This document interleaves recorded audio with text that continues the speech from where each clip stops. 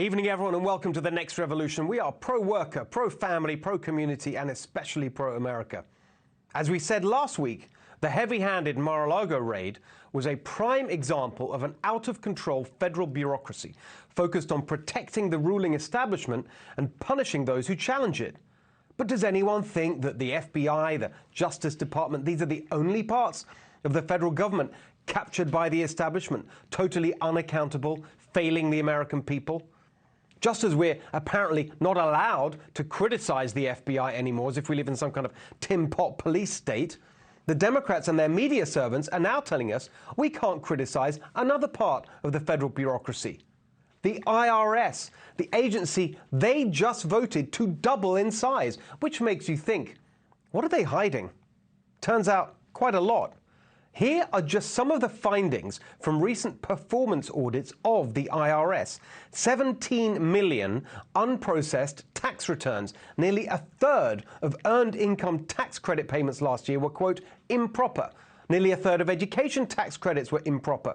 13% of enhanced child tax credit, over $5 billion. The IRS sent out nearly 100,000 threat letters demanding tax payments, even though none were due.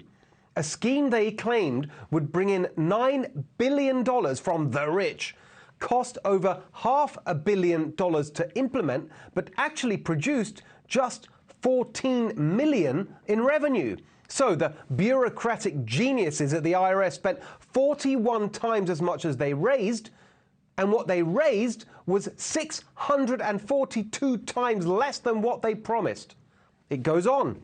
In a scheme to target, quote, high earners, it turned out that nearly 3/4, 73%, actually targeted working Americans below the threshold. So much for their latest promise to only target those earning over $400,000. We know from their own record that's total BS. The only thing the IRS seems to be good at is terrorizing taxpayers. The audits found the IRS improperly using sneaky schemes to confiscate, quote, principal residences, yeah, your home, and seizing property before even conducting interviews, with, quote, most of the IRS's victims being small businesses who'd committed no crime, but of course they never got their property back. And these are the people that pathetic Biden and his Democrats in Congress have just given $80 billion to hire another 87,000 busybody bureaucrats, doubling the workforce so they can waste even more of your money, abuse even more of their authority to go after even more innocent, hardworking Americans. What a scandal. What it shows is that in the swamp, in the federal bureaucracy, failure isn't punished, it's rewarded. Look at the Labor Department. We just learned that nearly $100 billion in COVID relief money they handed out was stolen. Yeah, $100 billion with a B. That is your money. They took it from you in taxes and then handed it out to criminals. And before anyone says, oh, it was the pandemic, it was an emergency, they just had to get the money out the door quickly. No, this wasn't for vaccines or treatments or anything actually to do with the virus. It was to compensate people for the government's totally stupid, unjustified, counterproductive lockdowns. Speaking of which, Rochelle Walensky, head of the CDC, was praised this week for her honesty in admitting the CDC failed during the pandemic. Honesty? Did anyone actually read what she said? She whittled on about the website not being good enough, reorganizing the communications department. What a joke. What an insult to every American that suffered, that died at the hands of the CDC, the NIH, and all the rest of the smug, arrogant, complacent time servers in the federal medical bureaucracy. They are responsible for the biggest public policy failure in history.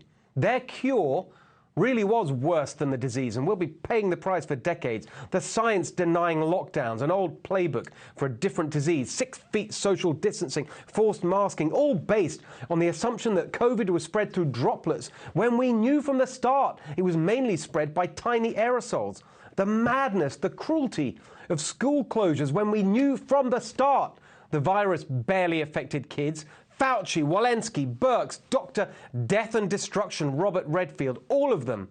They weren't doing their best with bad information. They had the information, but they did nothing to stop the lockdowns, the school closures, the Suicides, the domestic violence, the drug and alcohol abuse, the kids' lives ruined. We don't want an apology, Dr. Walensky. We want accountability.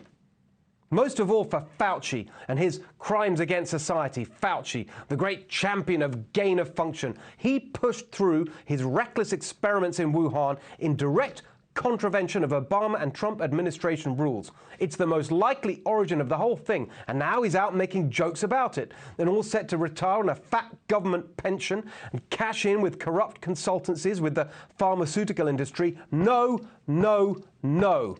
Every avenue of accountability must be pursued: legal, criminal, financial. The Republicans promise hearings if they take back the House. Who thinks that's enough? These people should have been fired at the start. If they can be fired now, do it. If their government pensions can be cut, do it. And if they can be put on trial, do that. We must end the culture of impunity in the federal government, from the FBI to the Justice Department to the IRS to the CDC. On and on it goes. Whatever damage you do, whoever you unjustly harass, however much you incompetently waste, however many you callously hurt, if you're in the federal bureaucracy, you just keep on trucking and keep on trucking it up. Decade after decade, the whole gigantic mess just gets bigger, more bloated, more bureaucratic, and as a result, less accountable. We don't even know how many of these swamp agencies there are. A few years ago, the official government source for government agencies literally said there is no authoritative list of government agencies. Of course there isn't. We can't have the American people finding out what's being done in their name with their money. This is why we have so much swampy behavior, the revolving door between big business and big government, shisty lobbyists and swamp monsters like the Podestas, Ricchettis, Biden's Anita Dunn, exploiting public office for personal gain. That's the swamp model. Riches for the insiders, rubbish for the American people. Failure after failure after failure, and yet no one is ever fired. They just cling like barnacles on the rotting ship of state. Finally, when the American people put an outsider in power, elected on a promise to drain the swamp, something started to happen. President Trump introduced a vital executive order known as Schedule F. Tens of thousands of federal bureaucrats with influence over policy were reclassified as Schedule F employees, making them easier to fire for poor performance. But this happened right at the end of the administration, after Trump realized the extent of the establishment's sabotage, after he realized that this is why nothing ever seems to change, despite the promises politicians make, why everything done by the government just seems to get bigger, more costly, more complicated and bureaucratic, but never actually better. It's because the actual machinery of government, the civil service, is totally broken. In part, that's because the Democrats have politicized the civil service. Just look at their recruiting pool. Since 2000, overall votes in presidential elections nationwide produced roughly a 50-50 split. In Washington, home of the swamp, it's 90% Democrat. If the civil service simply reflects that population, that means more than 9 out of 10 federal bureaucrats are Democrats. In practice, it's likely even more than that, as Democrats and left-leaning people are more likely to want to work in the government in the first place. The swamp propagandists in the media say that's unfair. Civil servants put their personal political views aside.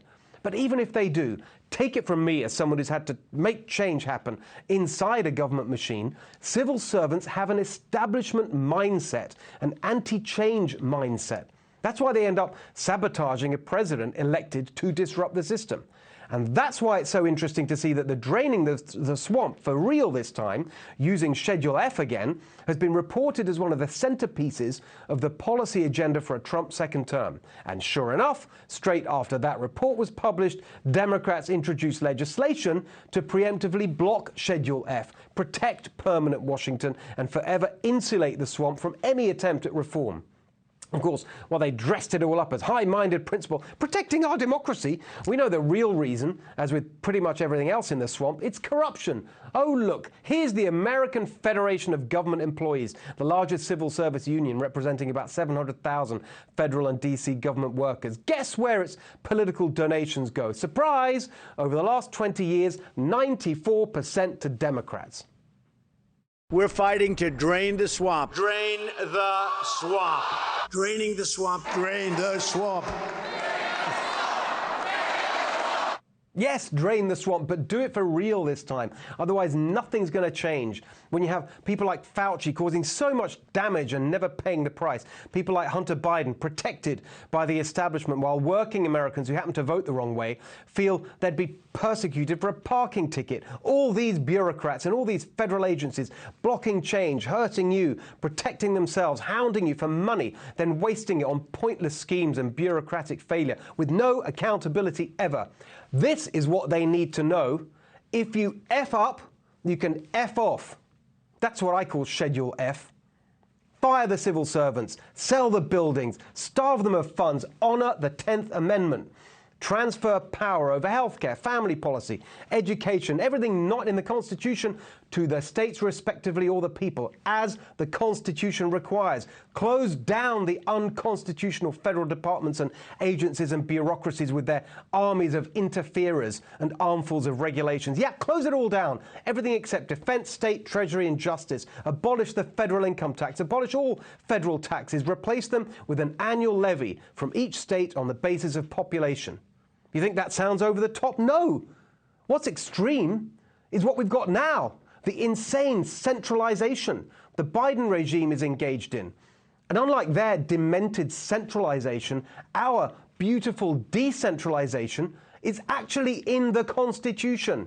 So let's get off our knees, fight federal overreach, and take back the power that is ours, according to our Constitution. That's the next revolution we need. Tell us if you agree at NextRevFNC and at Steve Hilton X, and share this message when we post it. Hey, Sean Hannity here. Hey, click here to subscribe to Fox News YouTube page and catch our hottest interviews and most compelling analysis. You will not get it anywhere else.